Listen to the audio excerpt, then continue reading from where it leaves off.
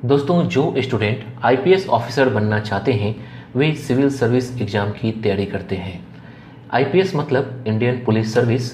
ये class 1 rank की job है जिसे पाना बहुत से स्टूडेंट का सपना होता है और वे इसकी तैयारी भी जी जान से करते हैं। तो आज का हमारा टॉपिक है आईपीएस कैसे बने, मतलब how to become an IPS. दोस्तों, इस वीडियो में हम लोग जानेंगे आईपीएस ऑफिसर बनने के लिए क्या क्वालिफिकेशन चाहिए, एज क्राइटेरिया क्या है, फिजिकल टेस्ट में क्या होगा, एग्ज़ाम फॉर्म कब भर सकते हैं, क्या परसेंटेज रिक्वायर्ड है, एग्ज़ाम के कितने स्टेज होते हैं, आप कितनी बार अटैम्प्ट ले सकते हैं, कट ऑफ कितना होता है, सैलरी कितनी मिलती है, इसके लिए पढ़ाई कैसे की जाए। इन सभी पॉइंट्स को मैं इस वीडियो में डिस्क्राइब करने वाला हूँ, तो बने रहिए हमारे साथ। नमस्कार दोस्तों, मेरा नाम है सुदर्शन प्रकाश और आप देख रहे हैं यूट्यूब चैनल गुरु चकाचक। अगर आपने अभी तक इस चैनल को सब्सक्राइब नहीं किया है तो प्लीज़ कर लीजिए और साथ में बेल आइकन पर भी प्रेस कर लीजिए। दोस्तों, आईपीएस का एग्ज़ाम यूपीएससी कंडक्ट करती है, मतलब यूनियन पब्लिक सर्विस कमीशन। अगर कोई कहता है कि वे आईपीएस की तैयारी कर रहा है तो गलत है। असल में वो आईपीएस की तैयारी नहीं, वो सिविल सर्विस एग्ज़ाम की तैयारी कर रहा होता है। इसके अंतर्गत कई सर्विसेज हैं, जैसे आईएएस, आईपीएस, आईएफएस, आईआरएस सहित 24 तरह के सर्विसेज हैं। इसका एग्ज़ाम यूपीएससी ऑर्गेनाइज करती है। दोस्तों, एक इम्पॉर्टेंट बात बता दूं कि आईएएस और आईपीएस का एग्ज़ाम एक ही होता है, लेकिन आईपीएस के लिए एक टेस्ट बढ़ जाता है, वो है फिजिकल टेस्ट। इसमें कुछ ज़्यादा नहीं होता है। मैंने आईएएस पर पहले ही एक वीडियो बना रखा है, टॉपिक है आईएएस कैसे बने। इस वीडियो का लिंक डिस्क्रिप्शन बॉक्स में मिल जाएगा, आप बाद में देख लीजिएगा। अब आगे बढ़ते हैं। दोस्तों, यहाँ आप पूछेंगे कि सिविल सर्विस एग्ज़ाम पास होने के बाद जितने भी आईपीएस बनते हैं उन्हें जॉब किस चीज़ की मिलती है। तो आपको बता दूं कि जितने भी ASP, DSP, SP, SSP, DIG, IG, DGP होते हैं वे सभी आईपीएस होते हैं। ओके दोस्तों, अब हम बात करते हैं आईपीएस बनने के लिए क्या क्वालिफिकेशन चाहिए। दोस्तों, इस एग्ज़ाम के लिए आपका ग्रेजुएशन पास होना चाहिए, वो भी किसी भी सब्जेक्ट से।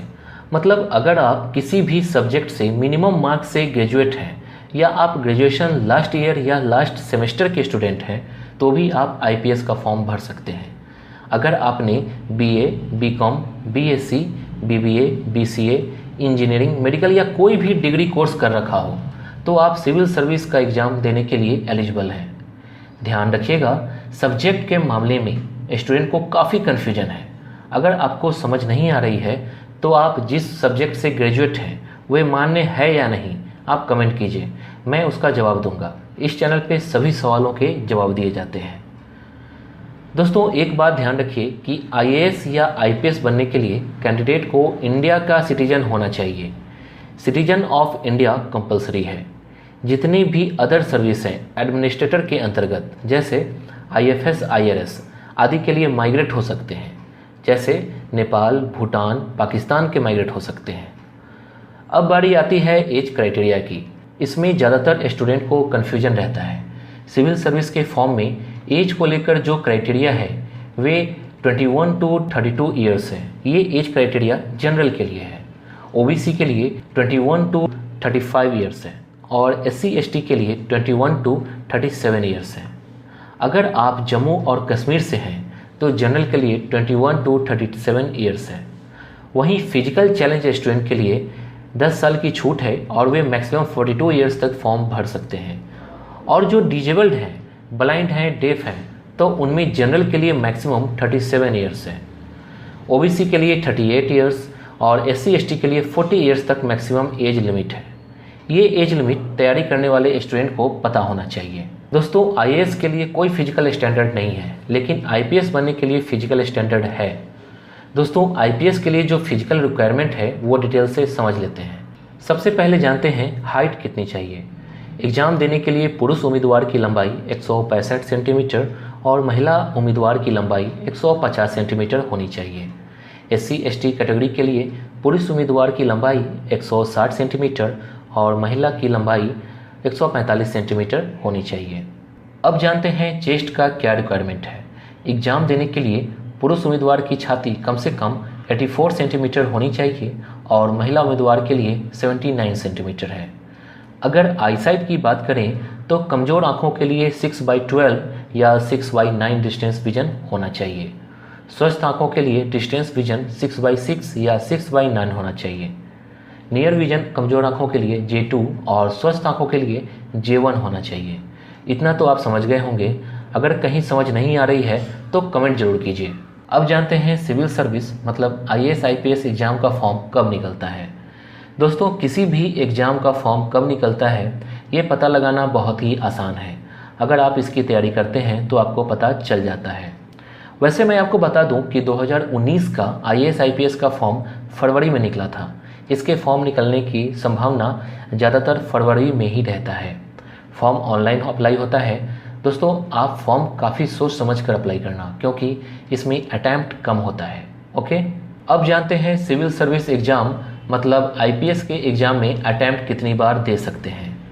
दोस्तों, जो स्टूडेंट जनरल से बिलोंग करते हैं वे 6 अटैम्प्ट दे सकते हैं, OBC 9 अटैम्प्ट और जो SC ST मतलब शेड्यूल कास्ट या शेड्यूल ट्राइब से बिलोंग करते हैं वे एज लिमिट खत्म होने तक अटैम्प्ट दे सकते हैं। जम्मू और कश्मीर के लिए up to the age limit है। तो दोस्तों, एक बात और कि ये अटैम्प्ट तभी काउंट होगा जब आप प्रीलिम्स एग्ज़ाम में बैठेंगे। अगर आप फॉर्म अप्लाई करने के बाद एग्ज़ाम नहीं देते हैं तो आपका अटैम्प्ट काउंट नहीं होगा, ये ध्यान रखिएगा। दोस्तों, अगर मैं सिलेक्शन की बात करूं तो हर साल लगभग 10 लाख स्टूडेंट फॉर्म अप्लाई करते हैं और प्रीलिम्स का एग्ज़ाम में 5 लाख पहुंचते हैं और क्वालिफाई करते हैं 15,000 के करीब। वहीं इंटरव्यू के लिए पहुंचते हैं 2800 और सिलेक्ट होते हैं लगभग 800 के करीब। यह आंकड़ा बहुत कम है। दूसरे एग्ज़ाम में भी लगभग यही आंकड़ा रहता है। आप इन सभी बातों पर ध्यान मत दीजिए, क्योंकि आपको सोचना है कि आपको सिर्फ एक सीट चाहिए और आप क्वालिफाई कर जाएंगे। अब बात करते हैं एग्ज़ाम पैटर्न का। पहला है प्रीलिम्स एग्ज़ाम और दूसरा है मेंस एग्ज़ाम और तीसरा है इंटरव्यू।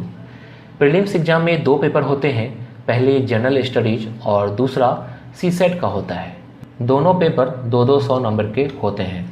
दोनों पेपर में नंबर ऑफ क्वेश्चंस अलग अलग होते हैं। पहले में 100 क्वेश्चन और दूसरे में 80 क्वेश्चंस होते हैं। इस एग्ज़ाम में आप हिंदी या इंग्लिश दोनों में से किसी एक लैंग्वेज में एग्ज़ाम दे सकते हैं। ये आप पर निर्भर करता है कि आप किस लैंग्वेज में कंफर्टेबल हैं। अब जानते हैं इस एग्ज़ाम का सिलेबस क्या है।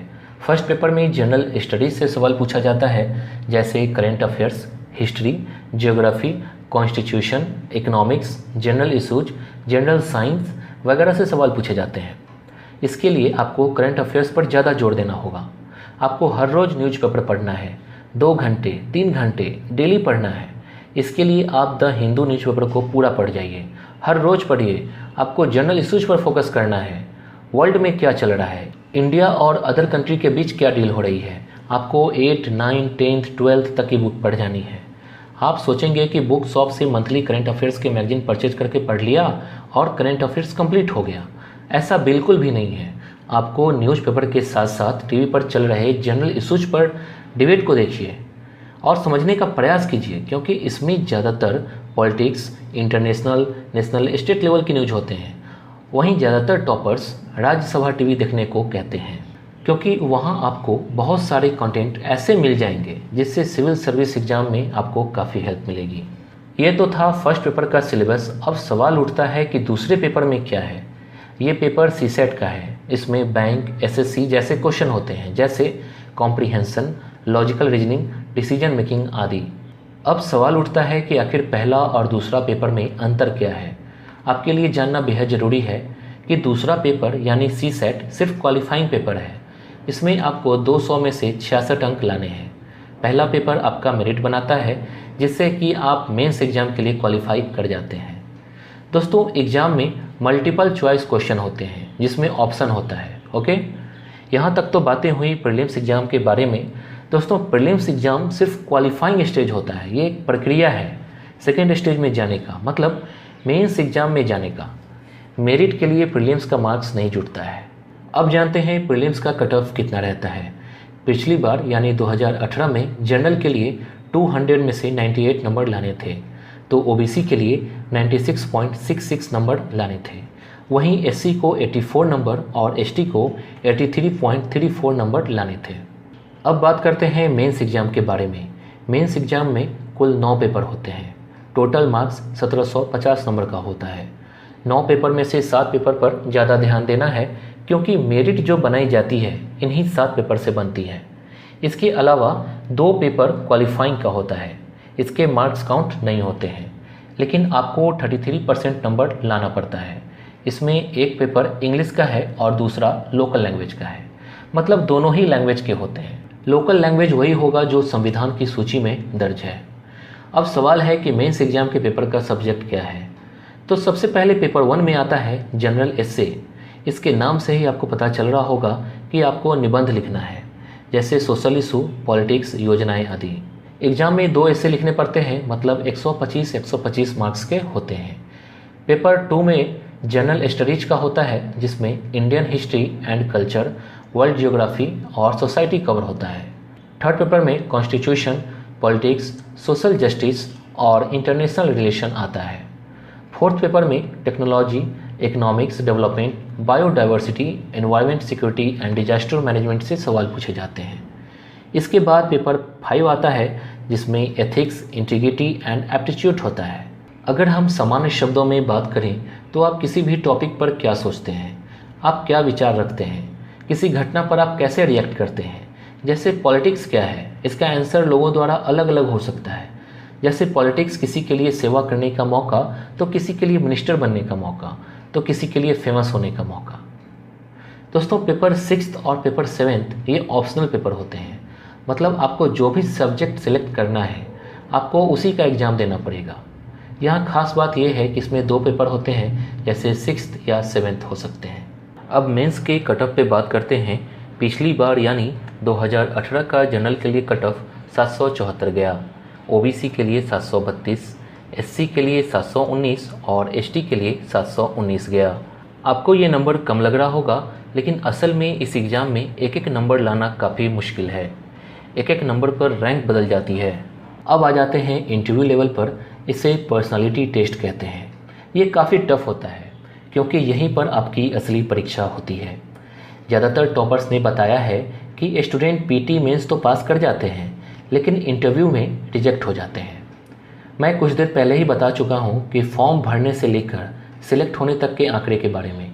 इंटरव्यू में छंटने के कई कारण हैं, जैसे स्टूडेंट में कॉन्फिडेंस की कमी, बात करने का तरीका, इंटरव्यू रूम में इन करने का तरीका, अपने ड्रेस कैसा पहना हुआ है, इन सभी चीज़ों पर वहाँ फोकस किया जाता है। सिविल सर्विस एग्ज़ाम का पिछली बार यानी 2018 का फाइनल कट ऑफ कितना रहा, आइए जानते हैं। जनरल के लिए 982 रहा, ओबीसी के लिए 938, एससी के लिए 912, वहीं एसटी के लिए भी 912 था। फॉर्म भरते समय ही पूछा जाता है कि आप कौन कौन सा सर्विस पसंद करते हैं। 3 सर्विस को, जैसे आईएएस, आईपीएस, आईएफएस को ऑल इंडिया सर्विस कहा जाता है। बाकी सर्विस सेंट्रल सर्विस में आती है। दोस्तों, इस वीडियो में मैंने आपको बहुत सारी जानकारियाँ दी हैं। अब आप जानना चाहेंगे कि इसमें सैलरी कितनी मिलती है।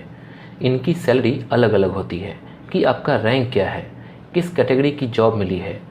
जैसे एसपी की 78,000 के करीब, एसएसपी को 1,31,000 के करीब, डीआईजी को 1,44,000 के करीब और डीजीपी को 1,82,000 के करीब।